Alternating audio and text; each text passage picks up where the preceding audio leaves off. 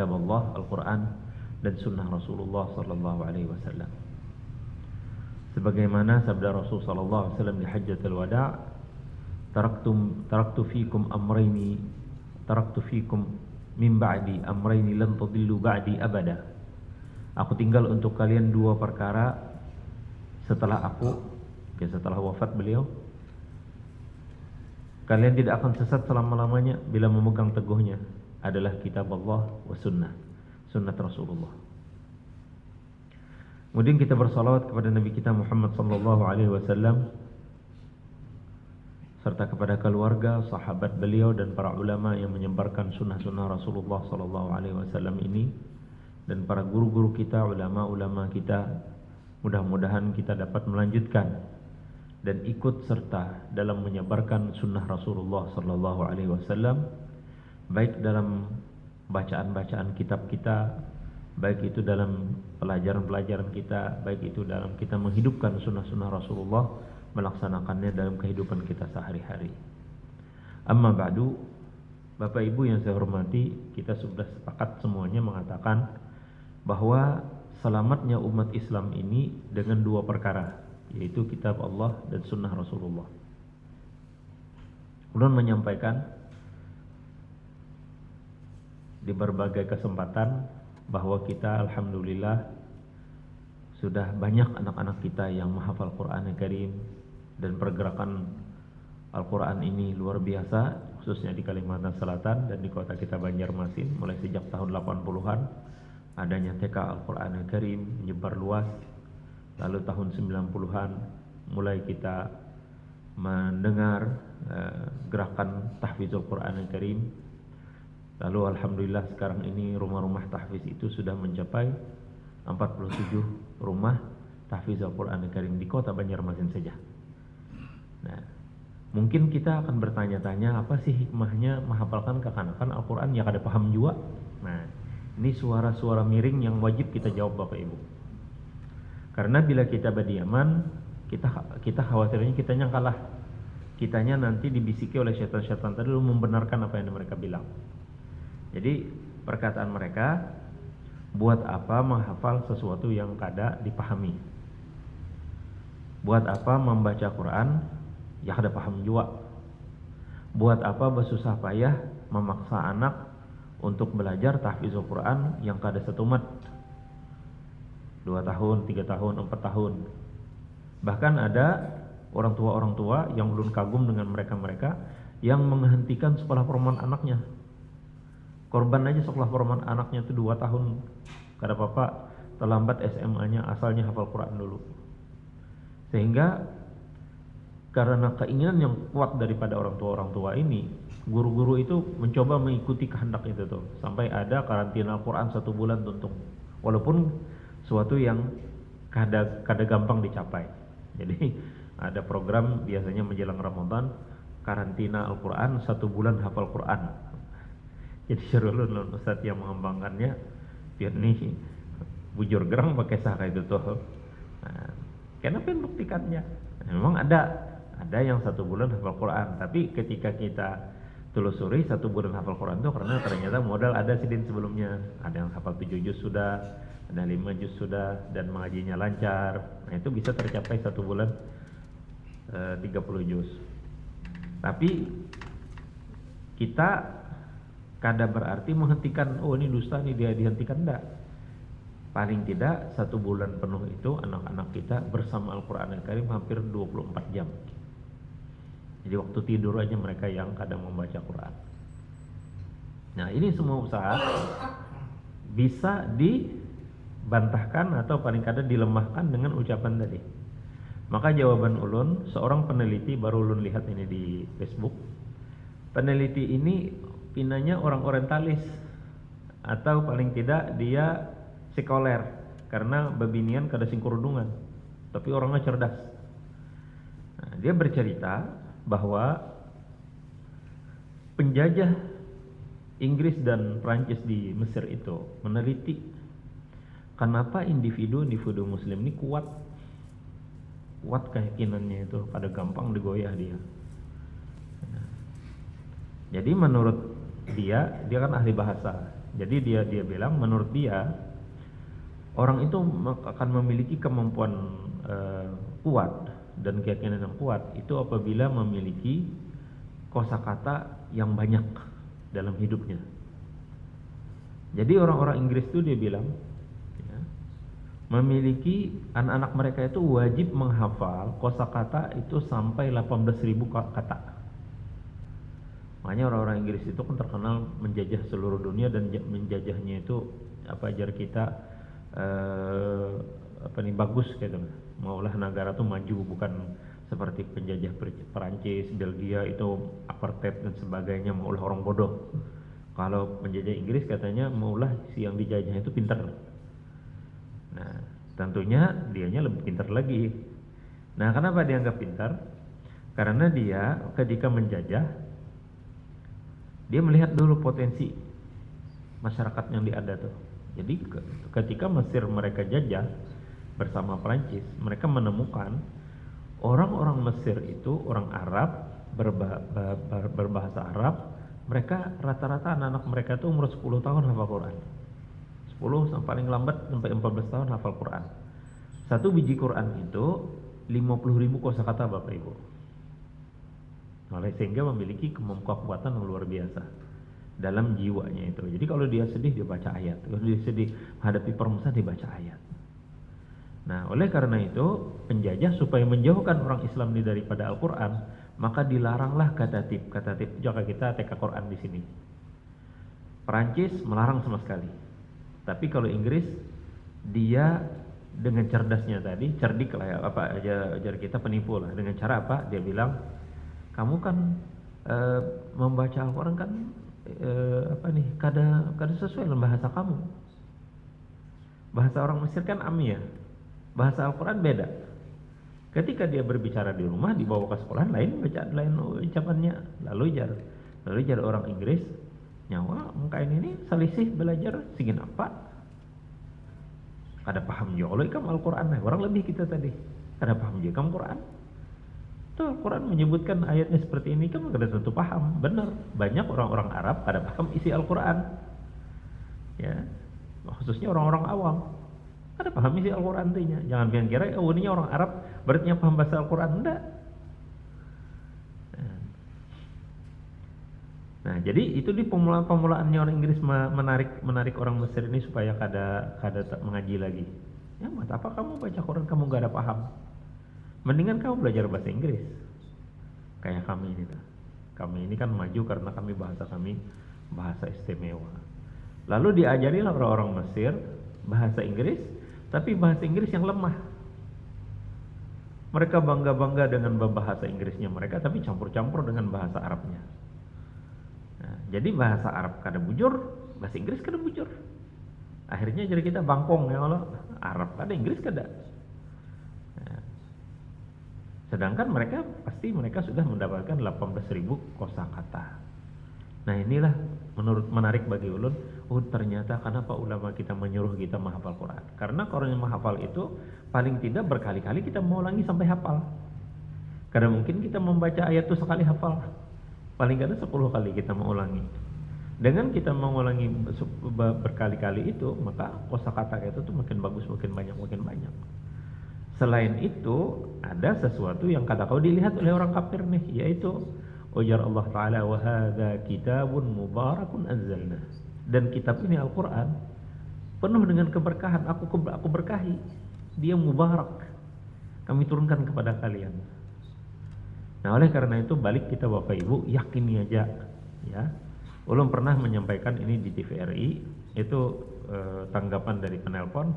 Ustadz, yang pian sampaikan itu apakah keutamaan membaca Quran itu kita mengerti bahasanya? Kada aja ulun. Itu hadis-hadis tentang keutamaan membaca Al-Quran, 1 huruf sama dengan 10 kebaikan. Itu hanya pian membaca saja. Kalau pian membaca plus pian memahami maknanya, tambah lagi nilai pahalanya. Itu namanya tadabbur Quran. Kalau pian sudah membaca, mentadabburi Al-Quran, kemudian pian merenunginya, pian mengamalkannya, lain lagi itu nilai pahalanya luar biasa.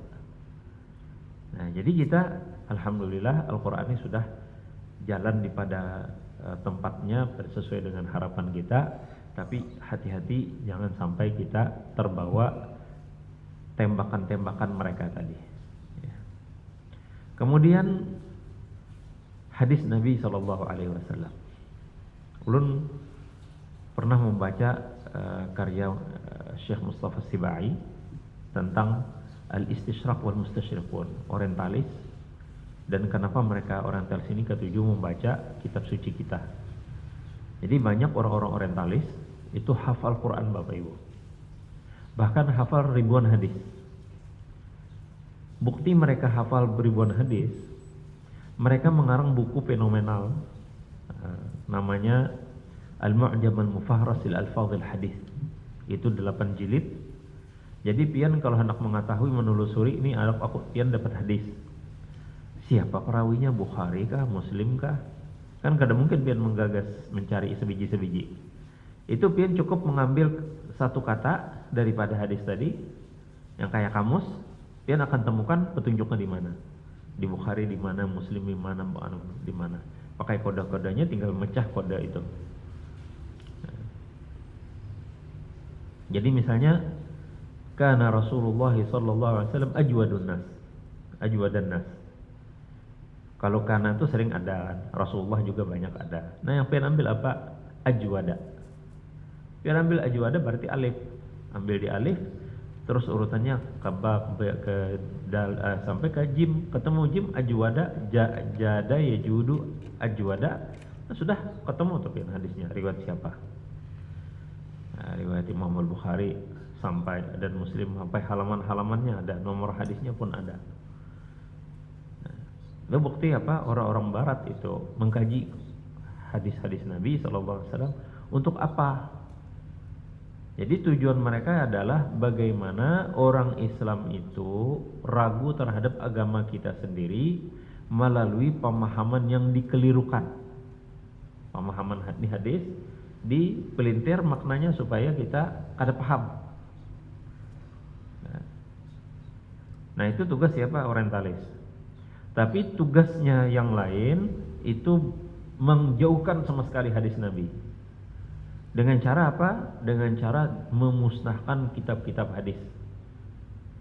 Jadi banyak kitab-kitab kita orang Islam itu disimpan di perpustakaan-perpustakaan mereka yang kada boleh orang Muslim mengaksesnya.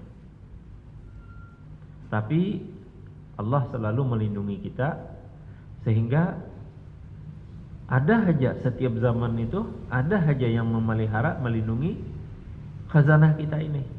Ya, kalau Al-Quran alhamdulillah terpelihara, maka hadis Nabi SAW itu, ujar ulama, Nabi SAW itu hidup di Makkah dan di Madinah, dan para ulama menimba ilmu itu dari Mekah dan Madinah. Tapi begitu umat Islam ini terpuruk, maka ilmu hadis itu di India. Jauh benar kalau India. Makanya bubuhan Kandahlawi itu dari pakaian sampai pecucuan semua ahli hadis. Bahkan ada satu kampung namanya Darul Hadis. Itu bukan kelompok, tapi satu kampung semua mereka memelihara, menjaga hadis-hadis Nabi SAW.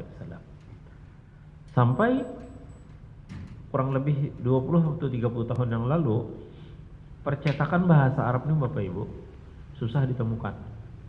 Ya, kalau kita di Indonesia hanya tuh cetakan Surabaya aja yang kitab kuningnya becabutannya tambur, baca kelek aja kada kitab kuningnya kita. Itulah cetakan Surabaya. Nah, jadi pada masa itu tuh yang terbaik tuh justru percetakan India. Nah, ada dengarnya Maktabah Salafiyah itu. Itu kalau buku dicetak oleh Maktabah Salafiyah itu kitab Bukhari misalnya, yang sudah berjilid itu jilidnya aja kokoh. Jadi kalau buku itu tuh yang balik-balik kayak itu tuh kada rabit karena kokoh benar anunya tuh penjilitannya. Yang lebih unik lagi, percetakan itu yang terbaik dahulu tuh Lebanon. Yang mencetak siapa? Orang Kristen Katolik. Ya, makanya di pondok-pondok ulun selalu mengingatkan, jangan diambil kamus munjid. Juru ulun, kenapa Ustaz? Kamus munjid itu juru ulahan Katolik. percetakannya pun gereja Katolik. Nah, apa kira ada salahnya kah di situ? Ya banyaklah baiknya, tapi ada juga ngaranya orang lain pada kita, pasti ada sedikit-sedikit disusupakannya. Nah, yang nampak benar diantaranya kan Munjid itu selain kamus kan di belakang itu Munjidul Alam. Jadi dia menceritakan tentang tokoh-tokoh dunia tapi berurutan abjad. Jadi kalau kita ketemu Nabi Muhammad itu 4 barisnya tulisannya. Muhammad lahir di Mekah, hijrah di Madinah, wafat di sana, punya anak Fatimah. Dia membawa ajaran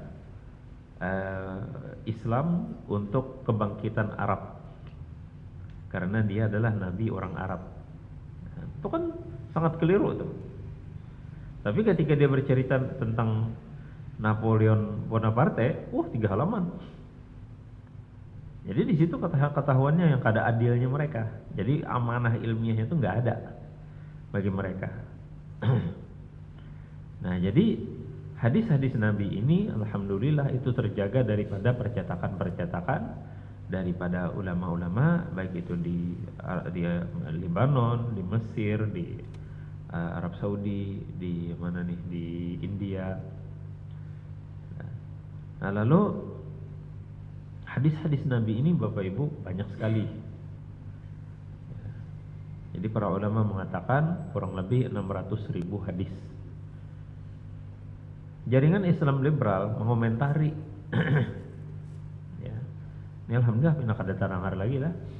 Jaringan Islam liberal itu mengatakan kalau 600.000 hadis Nabi itu kalau dibagi rata ajarnya, dibagi rata-rata Nabi itu sehari berbicara paling tidak 75 halaman. Apa jawaban kita? Jawaban kita gampang. Jadi jar Siti Aisyah, Rasulullah SAW itu bila berbicara tidak berbicara sert itu kayak ulun pandir terus bereret aja kada. Tapi Nabi itu bawa pandir itu sebiji-sebiji. Bahkan kadang Sidin mengulangi 2-3 kali. Sehingga Nabi kita SAW tidak sebagaimana dituduhkan tadi, paling tidak 75 halaman sehari Sidin berbicara, tidak sama sekali. Kenapa? Karena 600.000 hadis itu, yang disebut hadis itu bukan matannya, bukan sabdanya, tapi riwayatnya. Misalnya Rasulullah bersabda, "Man kadzaba alayya muta'ammidan falyatabawwa' maq'adahu min nar." Barang siapa berdusta atasku, maka ambillah tempat di neraka. Itu diriwayatkan oleh 30 sahabat. Masing-masing sahabat ini bisi murid. Dari muridnya ke muridnya, ke muridnya, ke muridnya, itu namanya sanad. Satu sanad ini disebut satu hadis. Nah, kadang mungkin itu seorang sahabat di bisi murid sikung aja. Mungkin 2, paling tidak benar itu, atau 3. Nah, nanti yang 3 ini ke bawah lagi cabang. Nah, misalnya di level tabi'in, sahabat, tabi'in, tabi'in, di level tabi'in ada lagi muridnya 4-5 orang. Maka satu jalur itu disebut sanad, maka disebut riwayah, disebut juga hadis. Jadi 600.000 hadis itu Bapak Ibu, itu total riwayat. Dan disinilah kagumnya kita sebagai umat Islam dengan guru-guru kita, ulama-ulama kita. Kok bisa mereka menghimpunnya? 600.000 kok menghimpun? Kok dikumpulkan oleh mereka? Nah, mulai kapan itu proyek dimulai? Mulai zaman tabi'in, zamannya Umar bin Abdul Aziz, yang dimulai daripada Imam Az-Zuhri, perguruan dari Imam Al-Bukhari. Imam Al-Bukhari mulai menyaringnya. Jadi kalau sebelum Imam Al-Bukhari hadis itu sudah dihimpun, maka ada istilahnya musnad. Musnad Ahmad bin Hanbal, musnad Imam Syafi'i, musnad Abdul Razzaq. Jadi musnad itu apa? Musnad itu hadis-hadis yang mereka kumpulkan, mereka koleksi, mereka hafal, mereka tulis dalam buku. Jadi misalnya musnad Imam Ahmad bin Hanbal itu sudah 7 jilid, tebal-tebal. Lalu Imam Al-Bukhari datang setelah mereka. Imam Al-Bukhari ini memilah-milih aja daripada ribuan hadis tadi, dikumpulkan Sidin yang paling sahih. Tapi jar Sidin dalam komentar mengantar Sidin, apa yang saya muat dalam kitabku ini, maka yang paling sahih, dan yang sahih masih banyak yang tidak saya muat. Oleh karena munculnya Muslim dengan metode yang berbeda dari metodenya Imam Al-Bukhari. Kalau Imam Al-Bukhari menghimpun hadis itu sesuai dengan judul. Nah, judulnya itu itulah yang disebut dengan tarajum. Ya, tarajum Al-Bukhari katanya dulu ala fiqhihi. Jadi bab ini ya Imam Bukhari. Yang hadisnya itu bab itu menunjukkan pemahamannya Imam Bukhari daripada hadis itu. Nah, karena beliau membagi-bagi dengan judul-judul bab-bab kitab itu, maka satu hadis ini bisa saja diulang-ulang di beberapa tempat. Sehingga hadis Imam Al-Bukhari itu lebih daripada 2.400 sekian. Ya. Yang berulang-ulang. Kalau kita ambil matannya saja, sedikit benar. Itu hanya 1.200 saja. Kalau di banyak kanan paling 1.400. Paling banyak tuh. Jadi hampir separohnya itu kalau pemahaman kita tadi seperti isi orang liberal ini tadi mengatakan Nabi itu bandir terus. Nah, kalau kita anggap matan itu Bukhari aja dapat sedikit aja. Nah, begitu Imam Muslim datang, Imam Muslim ambil metode satu matan, semua riwayat beliau gabungkan di situ. Kalau ada perbedaan lafal dibuatkan di situ. Makanya kalau membaca Imam Sahih Muslim, itu merasakan perbedaan jauh. Ya. Kemudian datang Sayyidina Abu Daud. Sayyidina Abu Daud Sajistani itu murid daripada Imam Bukhari, mengaji 4 tahun dengan Imam Bukhari.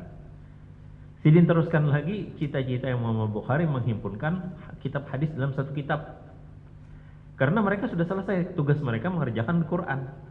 Mulai zamannya Sayyidina Utsman bin Affan sudah satu Quran, satu biji Quran semuanya itu kada hambur-hambur lagi. Nah, hadis ini panjang proyeknya. Nah, muncullah Sayyidina Imam Abu Daud. Nah, Abu Daud rahimahullahu taala menghimpun semua hadis-hadis yang menurut Sidin sahih. Kalau ada sesuatu yang beliau anggap ini kurang dan sebagainya, beliau jelaskan ini hadis lemah. Begitu juga Imam At-Tirmizi, bahkan dengan istilah baru. Imam At-Tirmizi menggunakan hadza hadisun sahih, hadza hadisun gharib, hadza hadisun hasan, dengan istilah-istilah yang bisa membedakan kita yang membacanya, ini paling sahih, ini yang sedang sahih, ada yang. Nah, lalu muncullah yang berikutnya setelah At-Tirmizi, An-Nasai, Ibnu Majah, Imam Ahmad, Ad-Darimi, Al-Baihaqi, dan yang paling ujung Imam Al-Baihaqi yang disebut dengan Asrul Riwayah. Nah, jadi sampai zaman Imam Al-Baihaqi, setelah itu para ulama kadang lagi mencari sanad. Kenapa? Karena mereka sudah meyakini semua hadis Nabi itu sudah tercover, sudah termaktub dalam kitab-kitab. Kalau dibikin lagi pakai riwayat, nah, misalnya dari kita ke Imam Al-Baihaqi sampai ke Rasulullah, itu panjang benar karena riwayatnya. Nah, maka ulama ahli hadis menghentikan, sudah perlu lagi kita meriwayatkan hadis dengan sanad. Tapi alhamdulillah setelah asrul riwayah, ya, masa riwayah itu kita masih menikmati hadis-hadis Nabi yang dengan sanadnya. Buat apa? Buat penghormatan bagi kita dan sekaligus menyambungkan ilmu kita dengan Rasulullah SAW. Jadi jar Kiai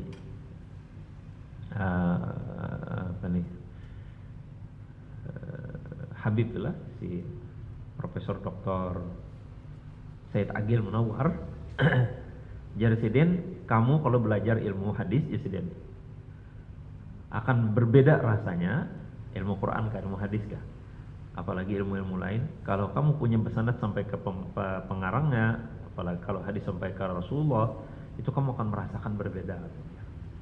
Sehingga beliau, saya sekarang katanya saya riwayatkan semua sanad-sanad yang saya dapat dari guru-guru saya ijazahkan dengan kalian semua. Jadi jar kami Pak Kiai minta Pak, saya ijazahkan, jadi tidak harus saya membacakan terus-terusan, cukup kamu buka YouTube. Kamu buka YouTube, saya menyampaikan riwayat, kamu dengar, sudah tulis nama kamu daripada silsilah sanad itu. Nah, kamu akan mendapatkan, merasakan kemuliaan kamu membaca hadis itu, membaca ilmu itu. Jadi apakah bisa kayak gitu, pertanyaan kita muncul. Bolehlah kita mendengar guru kita melalui YouTube misalnya, melalui video. Nah, nyambung kada? Alhamdulillah, kurang lebih 2 bulan yang lalu, lupa lah, Syekh Tariq bin Muhammad Sardar Al-Makki. Ini beliau ini guru di sekolah As-Salatiyah di Mekah. Guru di sekolah As-Salatiyah Mekah, karena murid-murid Sidin ada di Banjar nih. Nah, jadi Sidin datang. Nah, sebelumnya Haji Ilyas, Guru Haji Ilyas mengupload di grup kami bahwa Sidin berumrah. Lalu Sidin bertemu Syekh Tariq bin Muhammad Sardar ini, dan beliau memberikan riwayat musafahah, bersalaman, riwayat musyabakah, banu kayak gini, musyabakah, batu riwayat melihat, dan riwayat membaca surah Asar. Lalu jar ulun, untungnya pian gurula, alhamdulillah, dapat pian riwayat musafahah. Lalu sekalinya kada lawak Sidinnya datang ke Banjar. Alhamdulillah tetamu lawan kami, ulun 4 hadir. Kenapa? Karena diundang oleh kawan-kawan alumni Salatiyah. Ustadz, kami kada ada yang menerjemahkannya, pian aja menerjemahkan. Jadi ada juga untungnya jadi tukang terjemah nih. Jadi alhamdulillah ulun datang menerjemahkan. Nah, maka beliau menyampaikan bahwa beliau ini murid daripada Syekh Al-Maliki. Nah, kisahnya Sidin ini, aslinya Sidin ini orang India, dan Sidin ini sudah jadi dokter, ahli kesehatan. Waktu Sidin berumrah datang ke Mekah, kenapa Sidin aku ini duduk di majlis-majlis di Masjidil Haram tuh kada paham, ahli benar paham memahaminya. Nah, lalu bertakun-takun ke kawanan Sidin, jadi kawanan Sidin coba pang itu ke Salatiyah. Itu sekolahan punya kita, orang Pakistan kan yang mendirikannya. Nah, nanti begitu ke sana Sidin, saya diajaklah kepada Syekh Said Al-Maliki. Saya mendengar beliau berbicara tuh enak kan beliau. Hati saya senang, membaca senang. Mulai sejak itulah saya bermurid dengan beliau. Dan tentunya Said Al-Maliki ini salah satu muhaddis di zaman sekarang. Banyak masjid ini perawi hadis banyak yang beliau raih. Jadi yang termasuk orang-orang langka lah di Mekah itu yang konsen dalam riwayat-riwayat hadis. Ya.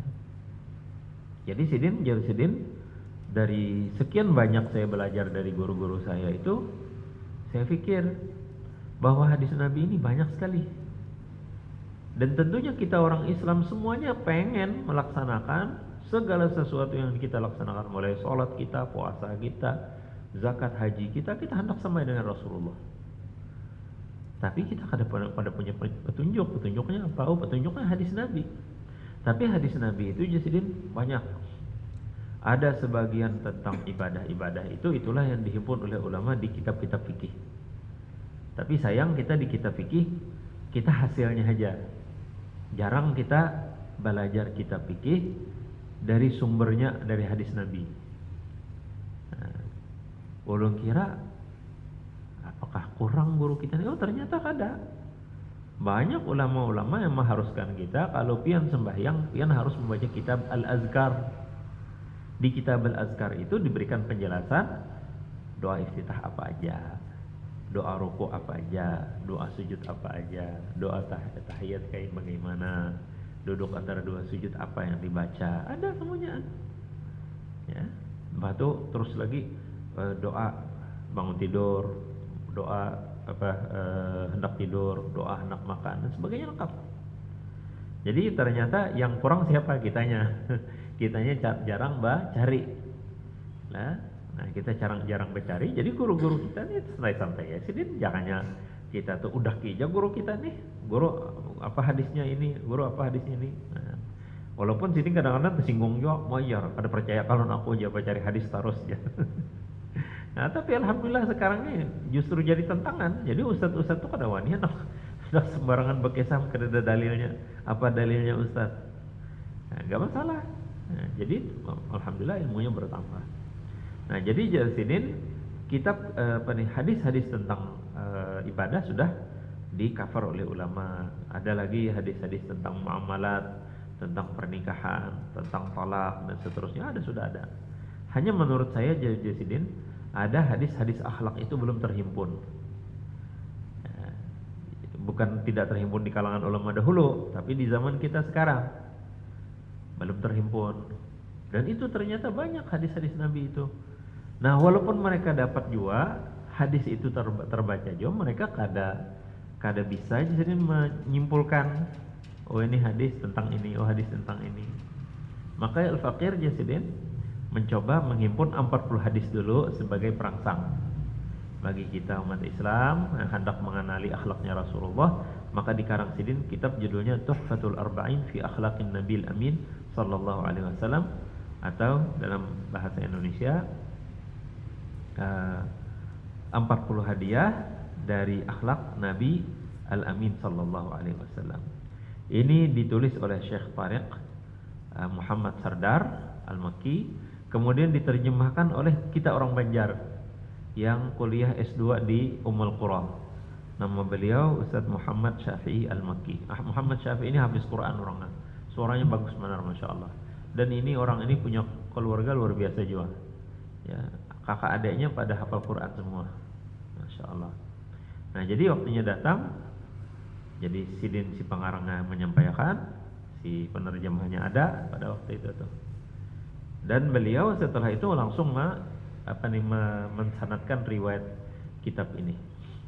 Nah, jadi Jasidin tentang periwayatan itu sistemnya, yang jadi pertanyaan kita tadi, boleh tidak kita dapat sanad melalui YouTube? Nah, jadi Jasidin penyampaian riwayat atau ijazah kitab atau hadis itu ada berbagai metode. Metode yang paling masyhur yang pertama as-sama'u minasy-syekh, mendengar dari guru kita langsung. Jadi Sidin yang membacakan, kita mendengar. Nah, kitabnya dibacakan syekh, kitabnya ada di tangan kita mendengar. Itu metode yang pertama atau cara yang pertama. Cara yang kedua al-'ardu 'ala syekh, yaitu kita membacanya tapi syekh yang mendengar, Sidin membujurakan. Ya, salah baca kita dibujurakan Sidin. Itu al-'ardu 'ala syekh. Nah, yang ketiga al-munawalah. Ini kitab julung Sidin dong kita. Ajaztu laka hadzal kitab, jadi kita kabil tuh. Dah, saya terima. Ini aku jazakan kepada kamu kitabku ini. Maka wajar kita saya terima. Nah, itu namanya ijazah kitab. Ya. Munawalah ngarannya, munawalah. Nah, terus yang keempat ijazah. Sidin langsung mengucapkan ajaztu laka ma rawaituhu alaik, ma rawaituhu. Aku ijazahkan kepada engkau apa yang aku riwayatkan tadi. Lalu jadi kita qabil itu. Jadi ada 4 sudah metode, dan ini disepakati ulama sebarataan sahih dan kuat. Nah, yang kelima al-ijazatu bil kitabah. Kalau tadi Sidin langsung berucap dengan kita lalu jadi kita qabil itu, ada yang keenam ini Sidin menuliskan. Jasidin, aku ijazahkan kitabku ini kepada fulan bin fulan, tapi tertulis. Nah, yang ketujuh yaitu riwayat namanya al-wijadah. Al-wijadah itu kita baca cari, guru sudah meninggal, kalau kita ahli waris Sidin mencari-cari adakah peninggalan guru, catatan-catatan Sidin, diktat-diktat Sidin, tulisan-tulisan Sidin. Oh, ternyata dapat kita. Alhamdulillah, nih aku dapat di rumah guruku fulan bin fulan tanggal sekian setelah wafatnya beliau. Itu namanya wijadah. Ada lagi metode-metode lain. Ini Om Lon masih ingat. Jadi ada 7 cara memberikan ijazah daripada kitab. Ini semua Bapak Ibu dilakukan sampai saat sekarang ini, menunjukkan bahwa orang-orang Islam itu kada sembarangan mendapatkan ilmu. Jadi jangan gampang menuduh bahwa guru-guru itu tuh guru-guru jar tuduhan-tuduhan kekanakan ini. Guru-guru khuza'balat jar, guru-guru khurafat jar. Guru-guru yang mengajarkan apa istilahnya, nyeleneh-nyeleneh aja kepada murid-muridnya. Padahal kada. Itu tuduhan nauzubillah min dzalik, bahaya benar itu. Orangnya ketulahan. Ya, menuduh ulama-ulama sembarangan semacam itu. Khususnya ulama Indonesia. Makanya alhamdulillah sekarang ini Bapak Ibu ada 2 kitab belum dapat itu. Yang pertama namanya Sabt al-Indonesiyin. Sabt itu riwayat-riwayat ijazah-ijazah tadi daripada ulama-ulama Indonesia kepada guru-guru mereka sampai bahkan sampai ke Rasulullah. Itu ada satu buku mencatat dari guru kita, misalnya Maimun Zubair, ya, Nawawi Bantan dan yang lain-lain. Itu di situ ada lalu riwayatkan sampai ke Rasulullah. Syekh Muhammad Arsyad Al-Banjari, Syekh Abdul Somad Falimbani, ya, Khatib Dayan dan yang lain-lain misalnya. Nah, di situ ada anunya sanadnya. Yang kedua, biografi ulama-ulama Indonesia yang berada di kota Mekah, di Haram. Nah, maka judul kitabnya itu Ulama Nusantara fi Biladil Haramain. Itu pun bahasa Arab, supaya jangan sampai orang-orang Arab itu menuduh kita ini bodoh semua. Dan sampai saat sekarang ini banyak orang-orang Arab itu tuh menganggap kita ini gawean kita ini nyantet, nyihir. Pian kalau perhatikan pian berhaji selalu dibagi-bagikan buku judulnya Hukum Perdukunan dan Sihir. Kenapa? Karena image mereka, kita orang Indonesia tuh gaweannya nyantet, sihir aja gawean kita nih, karena tahu di agama. Nah, oleh karena itu kita harus menjelaskan dengan mereka.